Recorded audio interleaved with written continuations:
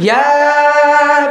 أيها النبي إنا أحللنا لك أزواجك التي آتيت أجورهن جبل الله أكبر হে নবী আমি আপনার জন্য হালাল করেছি সেই স্ত্রীগণকে যাদেরকে আপনি তাদের মহরানা আদায় করেছেন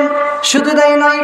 ওয়ামা মালাকাত ইয়ামিনুকা মিম্মা আফা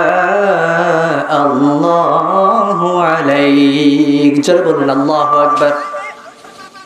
আল্লাহ রাব্বুল আলামিন বলছেন এবং যে দাসীগণ আপনার মালিকানা এসেছে তাদেরকেও হালাল করেছি وبنات عمك وبنات عماتك وبنات خالك وبنات خالاتك اللاتي هاجرن معك জোরে বলুন আল্লাহু আকবার এবং আপনার চাচার কন্যা ফুফুর কন্যা মামার কন্যা খালার কন্যাকে হালাল করেছে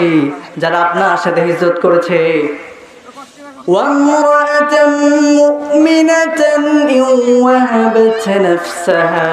للنبي إن أراد النبي أن يستنكحها جربوا الله أكبر আল্লাহ রাব্বুল আলামিন বলছেন আর কোন মুমিন নারী যদি